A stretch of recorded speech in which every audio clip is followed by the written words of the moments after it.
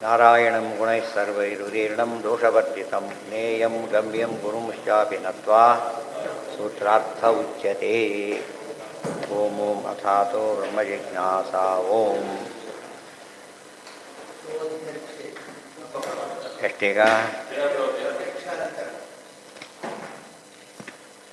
ಹಾಂ, ಎರಡನೇದಲ್ಲ? ಸರಿ. ದ್ವಿತೀಯ ಪಾದ ವಾಂಗ್ಮನಸಿ ದರ್ಶನ ಶಬ್ದಾಚ ಅತಯವ ಚ ಸರ್ವಾಣಿ ಅನು. ಎಲ್ಲ ದೇವತೆಗಳು ಇದೇ ರೀತಿಯೇ ಒಬ್ಬ ಮೇಲಕ್ಕೆ ಲಯ ಹೊಂದಬೇಕಾದ್ರೆ ಮೇಲ್ಮೇಲೆ ಹೋಗ್ತಾ ಬರಬೇಕು. ಇದರೊಳಗೆ ಅವ್ರು ಸೇರ್ಕೊಳ್ಳೋದಕ್ಕೆ ಕರೆಯೋದು. ಓಂ ತನ್ಮನಃ ಪ್ರಾಣ ಉತ್ತರಾತ್. ಓಂ ಮನಃ ಪ್ರಾಣ ಇತಿ ಉತ್ತರಾತ್ ಇತಿ ಉತ್ತರವಚನಾತ್ ಆತ್ಮನೋ ಅಭಿಮಾನೋ ಆತ್ಮಾಭಿಮಾನಿ ರುದ್ರ ಪ್ರಾಣೇ ವಾಯೋ ವಿಲೀಯತೆ. ವಾಕ್ ಅಂದರೆ ಪಾರ್ವತಿ ದೇವಿ, ಮನಸ್ಸು ಅಂದರೆ ರುದ್ರದೇವರು, ಅವರ ಲಯ. ಮನಸ್ಸು ಪ್ರಾಣನ ಲಯ. ಮನಸ್ಸು ಪ್ರಾಣ. ಪ್ರಾಣೇ ವಾಯೋ ವಿಲೀಯತೆ. ವಾಯೋರ್ವಾವ ರುದ್ರ ಉದೇತಿ. ಯಾತಕ್ಕೆ? ಯಾರಿಂದ ಹುಟ್ಟಿರ್ತಾರೋ ವಾಪಸ್ ಹೋಗ್ತಾರೆ. ರುದ್ರದೇವರು ಯಾರಿಂದ ಹುಟ್ಟಿರೋದು? ವಾಯುದೇವರಿಂದ. ವಾಪಸ್ ಎಲ್ಲಿ ಹೋಗಬೇಕು? ಅಲ್ಲೇ ಹೋಗ್ತಾರೆ. ಉದೇತಿ ವಾಯೋ ವಿಲೀಯತೆ. ತಸ್ಮಾತ್ ಆಹು ವಾಯುರ್ದೇವಾನಾಂ ಶ್ರೇಷ್ಠ ಇತಿ ಚ ಕೌಂಡಿನ್ಯ ಶ್ರುತಿ. ಅದಕ್ಕೆ ವಾಯುದೇವರು ಏನಂತ ಕರೀತಾರೆ? ದೇವರು ಶ್ರೇಷ್ಠ ಅಂತ ಕರೀತಾರೆ. ಎಲ್ಲರ ಹುಟ್ಟಿಗೆ ಕಾರಣರಾದವರಾದ್ದರಿಂದ ಅಲ್ಲಿ ಎಲ್ಲರ ಲಯ ಅವ್ರು ಬೈಪಾಸ್ ಮಾಡೋಕ್ಕೆ ಬರೋದಿಲ್ಲ. ವಾಯುದೇವರ ಲಯ ಹೊಂದಲೇಬೇಕು ಎಲ್ಲರೂ ಕೂಡ. ಇತಿ ಶ್ರೇಷ್ಠ ಅನ್ನೋದು ವಿಶಿಷ್ಟ. ತಸ್ಮಾತ್ ವಾಯುರ್ದೇವದೇವೋ ವಿಶಿಷ್ಟ. ಶೇಷ ಗರುಡ ಯಾರೇ ಹೋದರೂ ವಾಯುದೇವರು ಬೈಪಾಸ್ ಮಾಡೋಂಗಿಲ್ಲ. ಅಲ್ಲಿವರೆಗೂ ಬೇರೆ ರೂಟಲ್ಲಿ ಹೋಗಿರ್ತಾರೆ.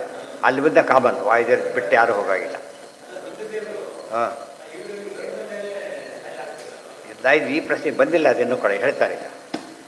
ಓಂ ಸೋ ಅಧ್ಯಕ್ಷೇ ತದುಪಗಮಾದಿಭ್ಯ. ಓಂ ವಾಯುದೇವರೆಲ್ಲ ಹೊಂತಾರೆ ಅಂತ ಪ್ರಶ್ನೆ. ಸಹ ಪ್ರಾಣ ಪರಮಾತ್ಮನಿ ವಿಲೀಯತೆ. ಆದ್ದರಿಂದ ಎಲ್ಲಿ ಹೋಗ್ತಾರೋ ಅವರು? ಪರಮಾತ್ಮನೊಳಗೆ ಲಯ ಹೊಂತ. ಪರಮಾತ್ಮನೊಳಗೆ ಸರ್ವೇ ಪ್ರಾಣಂ ಉಪಗಚ್ಚಂತಿ. ಪ್ರಾಣ ಪರಮುಪಗಚ್ಚತಿ. ಪ್ರಾಣಂ ದೇವಾ ಅನುಪ್ರಾಣಂತಿ. ಪ್ರಾಣ ಪರಮ ಅನುಪ್ರಾಣೀತಿ. ತಸ್ಮಾದಾಹು ಪ್ರಾಣಸ್ಯ ಪ್ರಾಣ. ಸೊ ಪ್ರಾಣದೇವರಿಗೂ ಪ್ರಾಣ ಅಂತ ಪರಮಾತ್ಮ. ಉಳಿದವರಿಗೆಲ್ಲ ಪ್ರಾಣದೇವರಿವರಾದರೆ ಪ್ರಾಣದೇವರಿಗೆ ಪ್ರಾಣ ಪರಮಾತ್ಮನೇ. ಪ್ರಾಣ ಪರಸ್ಯಾಂ ದೇವತಾಯಾಂ ಮುಕ್ತಾ ಸಂತೋ ಅಗ್ನಿಮಾವಿಶ್ಯ ದೇವಾ ಸರ್ವೇಪಿ ಭುಂಜತೆ.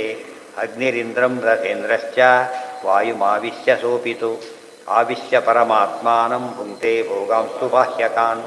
ನಹ್ಯಾನಂದೋ ನಿಜಸ್ತೇಷಾಂ ಪರೈರ್ಲಭ್ಯ ಕಥಂಚನ. ಕಿಮು ವಿಷ್ಣೋ ಪರಾನಂದೋ ನತೆ ವಿಷ್ಣೋವಿತಿ ಶ್ರುತೇಃ. ಪ್ರಾಣಸ್ಯ ತೇಜಸಿ ಲಯೋ ಮಾರ್ಗಮಾತ್ರಮುದಾಹೃತಂ. ಸರ್ವೇಷುಶ್ಚ ಸರ್ವವೇದಃ ಅಲ್ಲ ಸರ್ವಾದೇಹೇ ತಸ್ಯಾನ್ಯತ್ರ ಲಯಃ ಕಥಂ ಇತ್ಯಾದಿ ಶ್ರುತಿಸ್ಮೃತಿಭ್ಯಃ. ಇಷ್ಟೆಳಿದ ಸಂಬರಿ ಬರುತ್ತೆ ಅದರೊಳಗೆ. ಮುಕ್ತಾ ಸಂತೋ ಅಗ್ನಿಮಾವಿಶ್ಯ ದೇವಾ ಸರ್ವೇಪಿ ಭುಂಜತೆ. ಮುಕ್ತರಾಗಲಿಕ್ಕೆ ಹೊರಟವರೆಲ್ಲ ಅಗ್ನಿ ಒಳಗೆ ಸೇರ್ಕೊಂಡು ತಗೋತಾರೆ. ಅಗ್ನಿಮುಖ. ಎಲ್ಲ ದೇವತೆಯನ್ನು ತೊಗೊಳ್ಬೇಕು. ಎಲ್ಲಿಂದ ಕೊಡಬೇಕು ನಾವೀಗ? ಅಗ್ನಿ ಮೂಲಕನೇ ಕೊಡಬೇಕು.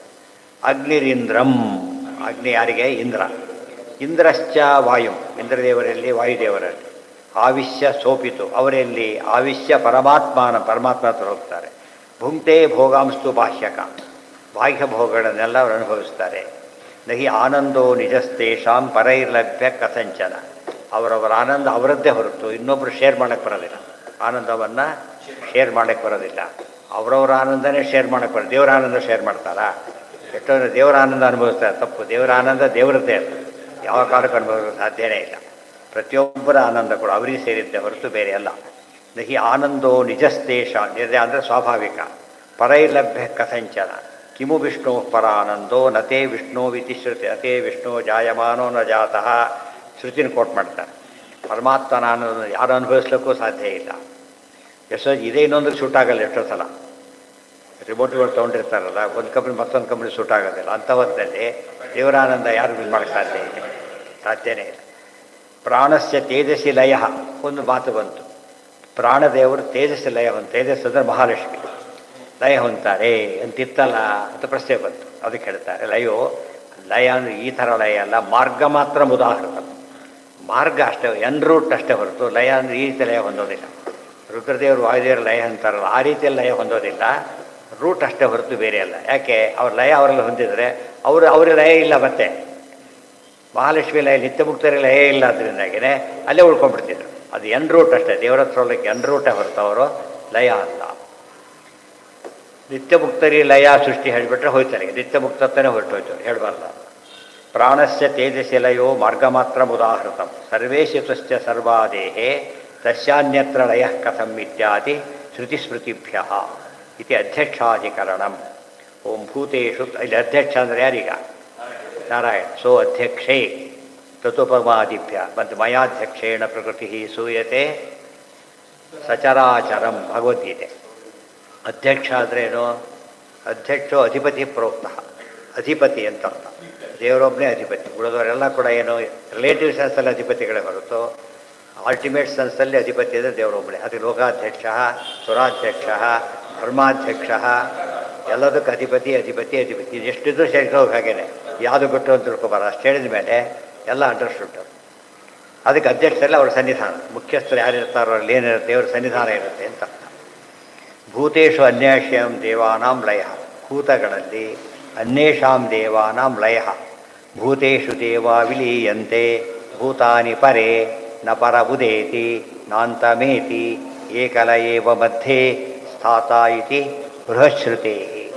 ಬೃಹಶ್ರುತೇ ಭೂತಗಳ ದೇವತೆಗಳ ಲಯ ಇಲ್ಲ, ಭೂತಗಳಲ್ಲಿ ಆಗುತ್ತೆ ಅಂತ ಹೇಳಿದರು. ಅದೇನು ಮೊದಲು ಕ್ಲಿಯರ್ ಮಾಡ್ತಾರೆ. ನೈಕಸ್ಮಿನ್ ದರ್ಶಯತೋ ಹಿ ಓಂ ನೈಕಸ್ಮಿನ್ ಭೂತೆ ಸರ್ವೇಷಾಂ ದೇವಾನಾಂ ಲಯ. ಒಂದೇ ಭೂತದಲ್ಲಿ ಎಲ್ಲ ದೇವತೆಗಳ ಲಯ ಹೊಂದೋದಿಲ್ಲ. ಯಾಕೆ? ಪೃಥಿವ್ಯಾಂ ಋಭವ ವಿಲೀಯಂತೆ ವರುಣೇ ಅಶ್ವಿನೌ ಅಗ್ನೌ ಅಗ್ನಯ ವಾಯು ಇಂದ್ರ ಸೋಮ ಆದಿತ್ಯೋ ಬೃಹಸ್ಪತಿ ಇತಿ ಆಕಾಶ ಏವ ಸಾಧ್ಯಾ ವಿಲೀಯಂತೆ. ಆಮೇಲೆ ಮೃತ್ಯವ ಪೃಥಿವ್ಯಾಂ ವರುಣ ಆಪೋ ಅಗ್ನಯಸ್ತೇಜಸಿ ಮರುತೋ ಮಾರುತ ಆಕಾಶೆ ವಿನಾಯಕ ವಿಲೀಯಂತೆ ಇತಿ ಮಹೋಪನಿಷತ್ ಚತುರ್ವೇದಶಿಖಾ ಚ ದರ್ಶಯತಃ. ಅತೋ ಅಗ್ನೌ ದೇವಾ ವಿಲೀಯತೆ ಇತ್ಯತ್ರ ನಿರ್ದಿಷ್ಟಾನಾಮೇವ. ಅಂದರೆ ಎಲ್ಲರೂ ಒಂದೇ ಭೂತದಲ್ಲಿ ಲಯ ಹೊಂದೋದಿಲ್ಲ, ಎಲ್ಲೆಲ್ಲ ಅದು ಸೆಟ್ಲಾಗಿರುತ್ತೆ. ಇವರು ಹಿರಿಯರ ಹೋಗಬೇಕು ಅಂತ ಹೇಳಿಬಿಟ್ಟು ದೃಷ್ಟಾಂತ ಕೊಡ್ತಾರೆ. ನೈಕಸ್ಮಿನ್ ಭೂತೆ ಸರ್ವೇಷಾಂ ದೇವಾನಾಂ ಲಯ. ಮೊದಲು ಎಲ್ಲಿ ಬಂತು? ಪೃಥಿವ್ಯಾಂ ಋಭವ, ಋಭು ದೇವತೆಗಳಿದ್ದಾರೆ, ಪೃಥ್ವಿಯಲ್ಲಿ ಲಯ. ವರುಣ ಅಶ್ವಿನೌ ಅಗ್ನೌ ಅಗ್ನೌ, ಗೊತ್ತಾಯ್ತಾ? ವರುಣೌ ಅಶ್ವಿನೌ ಅಗ್ನೌ, ವರುಣ ಅಶ್ವಿನರು ಅಗ್ನಿಯಲ್ಲಿ. ಆಮೇಲೆ ಅಗ್ನಯ ವಾಯು, ಅಗ್ನಿಗಳು ವಾಯುವಿನಲ್ಲಿ. ಎಷ್ಟು ಕಾಮನ್ ಸೆನ್ಸ್ ಅದು. ಇವತ್ತು ಅಗ್ನಿಗೆ ವಾಯು ಬೇಕು. ಇವತ್ತು ಅಗ್ನಿನ ಹಾರಿಸ್ಬೇಕಾದ್ರೆ ಏನು ಮಾಡಬೇಕು ನಾವು? ವಾಯು ಕಟ್ ಮಾಡಿದರೆ ಮುಗೀತು, ಗೊತ್ತಾಯ್ತಾ? ಇಲ್ಲಿಂದ ಹುಟ್ಟಿರುತ್ತೋ ಅಲ್ಲೇ ಲಯ. ಅದಕ್ಕೆ ವರುಣನೇ ಲಯ. ಯಾಕೆ? ನೀರಲ್ಲಿ, ನೀರಿಲ್ಲೇ ಅಗ್ನಿ ಲಯ. ಯಾತಕ್ಕೆ? ಸುಟ್ಟು ನೀರು ಆವಿ ಆಗಿಬಿಡುತ್ತೆ, ಗೊತ್ತಾಯ್ತಾ? ಇವೆಲ್ಲ ಅರ್ಥ ಮಾಡಿ. ಸ್ವಲ್ಪ ಪ್ರಮಾಣದಲ್ಲಿದ್ದರೆ ಹೀಗೆ ಬರುತ್ತೆ, ಹೆಚ್ಚಿದ್ದರೆ ಹಾಗಾಗುತ್ತೆ. ಹುಟ್ಟಿಸ್ಬೇಕಾದ್ರೆ ಹೆಚ್ಚು ಪ್ರಮಾಣ, ಲಯ ಆಗಬೇಕಾದ್ರೆ ಇದು ಕಡಿಮೆ ಪ್ರಮಾಣ.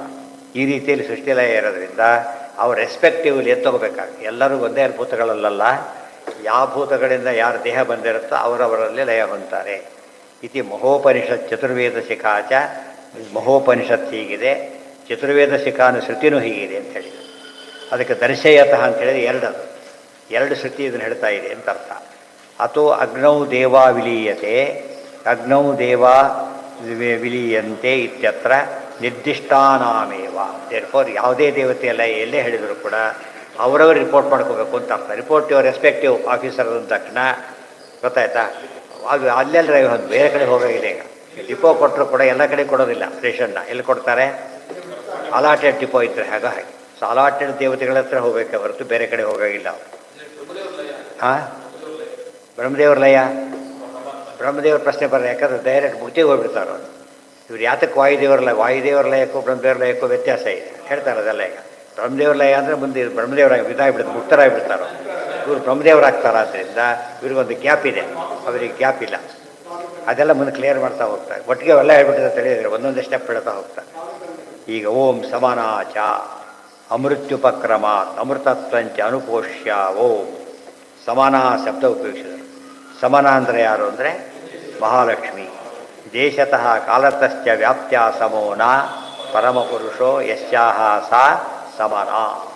ಸಮ ಪರಮಪುರುಷನನ್ನು ಸಮನಾಗಿ ಹೊಂದಿದವಳು ದೇಶತಃ ಕಾಲತಃ. ಅದಕ್ಕೆ ಸಮ ನ ಅಂದರೆ ಪರಮಪುರುಷ ನಾರಾಯಣ ಅಂತ ಅರ್ಥ. ಅನುಪಕ್ರಮ ಸ್ವತಃವ ಅಮೃತತ್ವಂ ತಸ್ಯ. ಅವ್ರಿಗೆ ಮೋಕ್ಷ ಸಿಗುತ್ತೆ ಹಾಗೆಲ್ಲ ಹೇಳಬಾರ್ದು. ಯಾಕೆ ನಿತ್ಯ ಮುಕ್ತರಾಗಿ ಏನು ಸಿಗುತ್ತೆ ಅಂತ ಹೇಳಬಾರ್ದು, ಸಿಗುತ್ತೆ ಅಂತ ಹೇಳಬಾರ್ದು. ನಿತ್ಯ ಮುಕ್ತರು. ಬೃಹಶ್ರುತಿಶ್ಚ, ಈ ಮಾತನ್ನು ಬೃಹಶ್ರುತಿ ಹೇಳ್ತಾ ಇದೆ. ದ್ವೌ ಭಾವಚ್ಯುತ್ಯ ಅನುಪಕ್ರಮೌ ಪ್ರಕೃತಿಶ್ಚ ಪರಮಶ್ಚ ದ್ವಾವೇತೌ ನಿತ್ಯ ಮುಕ್ತೌ. ಪ್ರಕೃತಿ ಪರಮ ಇಬ್ಬರಿದ್ದಾರಲ್ಲ. ಪ್ರಕೃತಿ ಅಂದರೆ ಮಹಾಲಕ್ಷ್ಮಿ, ಪರಮ ಅಂದರೆ ನಾರಾಯಣ. ಅವರೇನವರು ಶ್ರುತಿ ಅನುಪಕ್ರಮವು, ಸಂಸಾರ ಇಲ್ಲದೆ ಇರೋರು, ಸಂಸಾರ ಎಂದೂ ಬರದೇ ಇದ್ದವರು, ಇದು ಕೊಟ್ಟು ನಿತ್ಯ ಮುಕ್ತರು ಅಂತ ಅರ್ಥ. ಅದಕ್ಕೆ ಪರಮಶ್ಚ ದ್ವಾವೇತವು ನಿತ್ಯ ಮುಕ್ತವು, ನಿತ್ಯ ಮುಕ್ತರು. ನಿತ್ಯವೂ ಚ, ನಿತ್ಯರು ಕೂಡ ಆಗಿದ್ದಾರೆ. ಸರ್ವಗತವು, ಸರ್ವತ್ರ ವ್ಯಾಪ್ತರಾಗಿದ್ದಾರೆ. ನಿತ್ಯವು ಅಂತ ಹೇಳಿದ್ರಿಂದ ಕಾಲತಃ ಸಮತ್ವ ಬಂತು. ಸರ್ವಗತವು ಅಂತ ಹೇಳಿದ್ರಿಂದ ದೇಶದ ಸಮತ್ವ ಬಂತು. ಜ್ಞಾತ್ವ, ಇದನ್ನು ತಿಳ್ಕೊಂಡವ್ರಿಗೆ ಮುಕ್ತಿ ಆಗುತ್ತೆ. ಇದೊಂದು ಜ್ಞಾನ. ಮುಕ್ತಿಗೊಂದು ಪಾಯಿಂಟ್ ಇದೆ, ಸಿಲೆಬಸ್ನಲ್ಲಿ ಸೇರಿಕೊಂಡಿದೆ. ಏನು ಸೇರಿಕೊಂಡಿದೆ? ಇಬ್ಬರು ನಿತ್ಯ ಮುಕ್ತರಾಗಿದ್ದಾರೆ. ಸ್ವತಂತ್ರ ನಿತ್ಯ ಮುಕ್ತ ನಾರಾಯಣ. ಇದು ತಿಳ್ಕೊಳ್ಳೋದು ಕೂಡ ಮುಕ್ತಿ ಬರೋಕ್ಕೆ ಜ್ಞಾನದ ಒಂದು ಪಾಯಿಂಟ್ ಇದೆ. ಅಂಥ ದೊಡ್ಡ ಪ್ರಯೋಜನ ಇದೆ ಅಂತ ಅರ್ಥ. ಇದು ಓದಿದ್ರೆ ಪಾಸಾಗ್ತೀರಿ ಅಂತ ಹೇಳ್ತೀರಲ್ಲ, ಇದು ತಿಳ್ಕೊಳ್ಳೋದು ಮುಕ್ತಿಗೆ ಸಾಧನ ಆಗುತ್ತೆ. ನೈತಾವತಾ ಸಾಮ್ಯಂ, ಆದರೆ ಸಾಮ್ಯ ಇಲ್ಲ. ಯಾಕೆ? ಒಂದರಲ್ಲಿ ಹೋಯ್ತಲ್ಲ, 33.33% ಗಾನ್. ಆದರೆ ಅದು ಗುಣದಲ್ಲಿ ಎಷ್ಟು ಕಡಿಮೆ ಇದ್ದಾರೆ, ಮತ್ತೆ ಎಷ್ಟು ಕಡಿಮೆ ಇದ್ದಾರೆ? ಅನಂತ ಪಟ್ಟು ಕಡಿಮೆ ಇರೋದ್ರಿಂದ ಅದು ಯಾವ ಕಾಲಕ್ಕೂ ಸಾಮ್ಯದ ಪ್ರಶ್ನೆ ಬರದೇ ಇಲ್ಲ. ಓಂ ತದಪೀತೆ ಸಂಸಾರ ವ್ಯಪದೇಶಾತ್ ಓಂ ಸಮಾವೇತೌ ಪ್ರಕೃತಿಶ್ಚ ಪರಮಶ್ಚ ನಿತ್ಯೌ ಸರ್ವಗತೌ ನಿತ್ಯ ಮುಕ್ತೌ ಅಸಮೌ ವೇತೌ ಪ್ರಕೃತಿಶ್ಚ ಪರಮಶ್ಚ ವಿಲೀನೋ ಹಿ ಪ್ರಕೃತೌ ಸಂಸಾರಮೇತಿ ವಿಲೀನಃ ಪರಮೇ ಅಮೃತತ್ವಮೇತಿ ಇತಿ ಸೌಪರ್ಣಶ್ರುತೇ. ಪ್ರಕೃತಿಯೇ ಬೇರೆ, ಪರಮಾತ್ಮನೇ ಬೇರೆ. ಪ್ರಕೃತಿಯಲ್ಲಿ ಯಾರು ಸೇರ್ತಾರೆ ಅವ್ರು ಮತ್ತೆ ಹುಟ್ಟು ಬರಲೇಬೇಕು. ಪ್ರಕೃತಿ ನಾರಾಯಣ ಸೇರಿಬಿಟ್ರೆ ಮತ್ತೆ ಹುಟ್ಟು ಅಲ್ಲಿ ರೂಟ್ ಚೇಂಜ್ ಆಗಿಬಿಡೋದು. ಪ್ರಕೃತಿಯಲ್ಲಿ ಸೇರೋಲ್ಲ ಮತ್ತೆ ಹುಟ್ಟೋರೆ, ಇದರಲ್ಲಿ ಸೇರಿದ ತಕ್ಷಣ ಮತ್ತೆ ಅವರು ಹುಟ್ಟದೇ ಇರೋರು. ಎಲ್ಲಿ ಡಿವೇಟ್ ಆಗಿಬಿಡ್ತಾರೆ. ಆದ್ದರಿಂದ ಎಲ್ಲಿ ಹೋದಾದ್ರು ಈ ದಾರಿಯಲ್ಲಿ ಹೋದ್ರೆ ವಾಪಸ್ ಬಂದೇ ಬರ್ತಾರೆ. ಆ ದಾರಿಯಲ್ಲಿ ಹೋದರೆ ಇದು ಸಾಧ್ಯ ಇಲ್ಲ, ಮುಂದೆ ಹೋಗ್ಬಿಟ್ಟಿರ್ತಾರೆ, ಬಿಡಿ ಅಂತ ಹೇಳ್ತಾರಲ್ಲ ಹಾಗೆ. ಇನ್ನು ಇದೆಲ್ಲ ಸ್ಟೆಪ್ಸ್ ಇನ್ನೂ ತುಂಬ ಇದೆ, ಅದೆಲ್ಲ ಹೇಳಿಲ್ಲ. ಈಗ ಮೇನ್ ಪಾಯಿಂಟ್ ಫಸ್ಟ್ ಹೇಳಿ ಭಗವಂತನ ಮತ್ತೆ ಹೇಳ್ತಾರೆ. ಓಂ ಸೂಕ್ಷ್ಮಂ ಪ್ರಮಾಣತಶ್ಚ ತಥೋಪಲಬ್ಧೇ ಓಂ ಸೂಕ್ಷ್ಮತ್ವಂಚ ಅಧಿಕಂ ಬ್ರಹ್ಮಣ ಪ್ರಕೃತೇ. ಇನ್ನೊಂದು ಪ್ರಕೃತಿನೂ ಭಾರಿ ಸೂಕ್ಷ್ಮ, ಪರಮಾತ್ಮನೂ ಭಾರಿ ಸೂಕ್ಷ್ಮ. ಮಹಾಲಕ್ಷ್ಮಿನೂ ಸೂಕ್ಷ್ಮರು, ಪರಮಾತ್ಮನೂ ಸೂಕ್ಷ್ಮ. ಆದರೆ ಪರಮಾತ್ಮ ಎಷ್ಟು ಸೂಕ್ಷ್ಮ ಅಂತ ಕೇಳಿದರೆ ಪ್ರಕೃತಿಯಿಂದ ಭಾರಿ ಸೂಕ್ಷ್ಮ. ಅರ್ಥ ಏನದಕ್ಕೆ? ಪ್ರಕೃತಿ ಒಳಗೆ ಪರಮಾತ್ಮ ಇರ್ತಾರೆ, ಅದು ಪರಮಾತ್ಮ ಸೇರ್ಲಿಕ್ಕಾಗೋದಿಲ್ಲ. ಯಾಕೆ? ಭಾರಿ ದೊಡ್ಡವರಾದರೆ ಸೇರ್ಲಿಕ್ಕಾಗೋದಿಲ್ಲ. ಸೂಕ್ಷ್ಮತ್ವಂಚ ಅಧಿಕಂ ಬ್ರಹ್ಮಣ ಪ್ರಕೃತೇ ಅಣುಹು ಬೃಹತ್ ಸ್ಥೂಲ ಅಂತ ಹೇಳ್ತಾರಲ್ಲ. ಸೂಕ್ಷ್ಮ ಎಲ್ಲ ದೇವರ ವೈಭವ. ಅಷ್ಟು ಸೂಕ್ಷ್ಮ ಯಾವುದೂ ಇಲ್ಲ. ಬ್ಯಾಕ್ಟೀರಿಯಾ, ವೈರಸ್ಸು, ನಮಗೆ ಗೊತ್ತಿರೋ ಇವೆಲ್ಲ. ಮಹಾಲಕ್ಷ್ಮಿ ಭಾರಿ ಸೂಕ್ಷ್ಮರು. ಅದಕ್ಕಿಂತ ಸೂಕ್ಷ್ಮತಮ ನಾರಾಯಣ ಅದರಿಂದಾಗಿಯೇ ಅವರಿಗಿಂತ ಸೂಕ್ಷ್ಮ ಯಾರೂ ಇಲ್ಲ. ಜ್ಞಾನಾನಂದ ಐಶ್ವರ್ಯಾದಿ ಪ್ರಮಾಣಾಧಿಕ್ಯಂಚ. ಜ್ಞಾನ, ಆನಂದ, ಐಶ್ವರ್ಯ ಎಲ್ಲದರಲ್ಲೂ ಪರಮಾತ್ಮ ಏನಾಗಿದ್ದಾನೆ? ಅನಂತ ಪಟ್ಟು ಮೇಲಿದ್ದಾನೆ. ಪ್ರತಿಯೊಂದರಲ್ಲೂ ಅನಂತ ಪಟ್ಟು. ಉದಾಹರಣೆಗೆ ಇನ್ನೊಂದು 20 ಪದಾರ್ಥ ಇದೆ, ಹೈಟ್ ಇದೆ, ಎಲ್ಲ ಎಷ್ಟು ದೂರ ಇದೆ ಬೇಗ?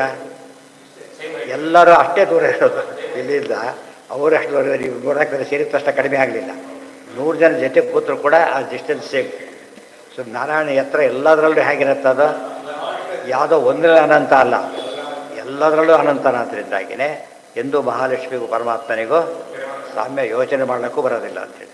ಸರ್ವಗತತ್ವ ಇದ್ದು ಅಷ್ಟು ಕಡಿಮೆ ಇದೆ, ಉಳಿದವರಿಗೆ ಅದೂ ಇಲ್ಲ. ಎಷ್ಟು ಕಡಿಮೆ ಆಗ್ತಾರೆ? ಇನ್ನು ವಾಯುದೇವ್ರ ಮುಂದೆ ಸರಸ್ವತಿ ಕಡಿಮೆ ಆಗಿಬಿಡ್ತಾರೆ, ಅವ್ರ ಮುಂದೆ ಇವರು ಕಡಿಮೆ ಆಗ್ತಾ ಹೋಗ್ತಾರೆ. ಇಷ್ಟೆಲ್ಲ ಡಿಫ್ರೆನ್ಸ್ ಇರಬೇಕಾದ್ರೆ ದೇವರೇ ಇಲ್ಲ ನಂಬರಾಗಲಿ, ತಾರತಮ್ಯನೇ ಇಲ್ಲ, ಅವ್ರು ಎಷ್ಟು ತಪ್ಪು ಮಾಡ್ತಾರೆ? ಸಾಧ್ಯನೇ ಇಲ್ಲ. ಸರ್ವತಃ ಪ್ರಕೃತಿ ಸೂಕ್ಷ್ಮ ಪ್ರಕೃತೇ ಪರಮೇಶ್ವರ ಜ್ಞಾನಾನಂದೌ ಸದೈಶ್ವರ್ಯಂ ಸೂಕ್ಷ್ಮಶ್ಚ ಅನ್ಯೇ ಅಧಿಕಾ ಪ್ರಭೋ ಇತಿ ಚತುರಶ್ರುತಿ. ಪ್ರತಿಯೊಂದು ಕೂಡ ಪರಮಾತ್ಮನಲ್ಲಿ ಸೂಕ್ಷ್ಮ ಮಟ್ಟದಲ್ಲಿವೆ ಅಂತ ಹೇಳಿದರೆ ಕ್ವಾಲಿಟಿ ವೈಸ್ ಡಿಫರೆನ್ಸು. ದೇವರ ಆನಂದದ ಕ್ವಾಲಿಟಿನೇ ಬೇರೆ, ಇವರ ಆನಂದದ ಕ್ವಾಲಿಟಿನೇ ಬೇರೆ. ಅದು ಸುಪ್ರೀಮ್. ಅದು ಯಾವುದಕ್ಕೂ ಕಂಪೇರ್ ಮಾಡೋಕ್ಕೆ ಬರೋದಿಲ್ಲ. ಅಸ್ವಾತಂತ್ರ್ಯ ಅನ್ನೋ ಪದ ಏನು ಮಾಡಿಬಿಡುತ್ತೆ ತಕ್ಷಣ? ಕಡಿಮೆ ಮಾಡಿ. ಅದರಲ್ಲಿ ನಾರಾಯಣನ ಆನಂದಕ್ಕೂ ಲಕ್ಷ್ಮಿ ಆನಂದ ಡಿಫರೆನ್ಸ್ ಇದೆ. ಅವರ ಆನಂದಕ್ಕೂ ಅರ್ಜುನ ಆನಂದಕ್ಕೂ ಡಿಫರೆನ್ಸ್ ಇದೆ. ಅವ್ರಿಗೂ ಕೆಳಗಡೆ ಡಿಫರೆನ್ಸ್ ಇದೆ. ಹೇಗೆ ಪೊಸಿಷನ್ ಚೇಂಜ್ ಆಗ್ತದೆ, ಸ್ಯಾಲ್ರಿ ವೇರಿ ಆಗಿ ನಮಗೆ ಗೊತ್ತಲ್ಲ, ಆನಂದನೂ ವೇರಿ ಆಗುತ್ತೆ.